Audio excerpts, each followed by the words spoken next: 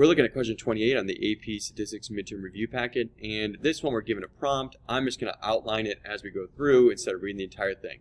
We are given that our shape, which is highlighted in blue, is approximately normal. We're given our center, a mu of 16.1 square inches, a standard deviation, the spread of 0.2 square inches, highlighted in gray.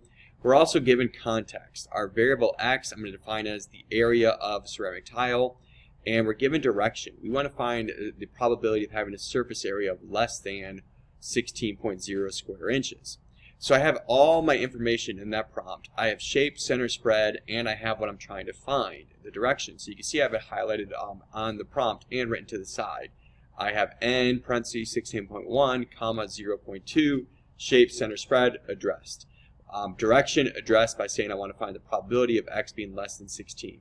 I'm also going to do this by drawing it down here, and I can label it as well based off of my center and my standard deviations. So you can see where 16 falls, and that's really helpful because of the empirical rule. I can actually look at this and go, if I'm trying to find less than 16, I want the area to the left. And so I can shade to that side, and that's going to give me everything that deals with direction. So I can show direction with the inequality, or I can show it with the shading. Now the reason why this is important is look at that. I can tell if I remember the empirical rule how much lies within one standard deviation, within two standard deviations, and so on and so on. So if I think about this, I can tell you this percentage is going to be less than 50%. It's not all the way up to the mean. It's smaller than the mean if you look at the shaded area. So I can cross out choice E. That is way too big. Also, if I knew the empirical rule, I can kind of eliminate choice A because that's actually too small. And so if I were to think about what is less than 2 standard deviations away from the mean with the empirical rule, I would be able to figure out that 19.15 is way too small. So I can see I have B, C, D to choose from. So if I want to do this one, and I'm going to do it both ways, I'm going to do it with table A, I'm going to do it with the calculator.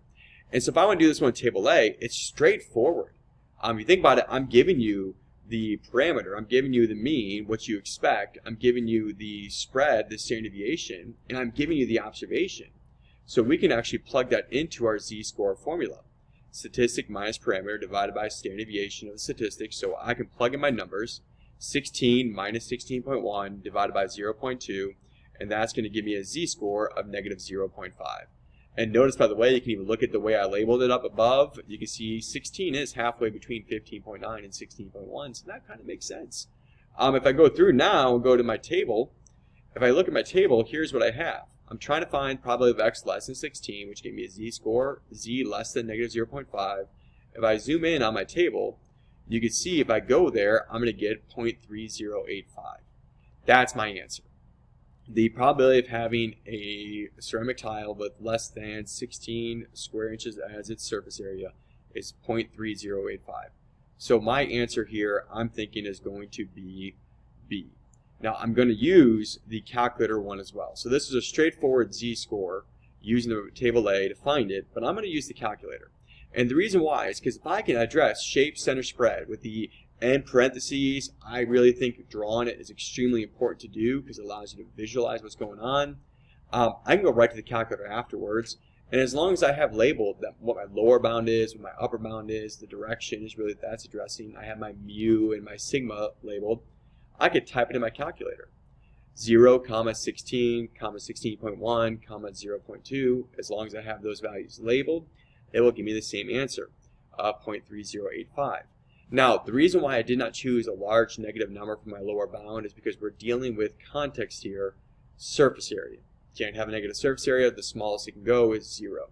So the answer on this one is going to be B.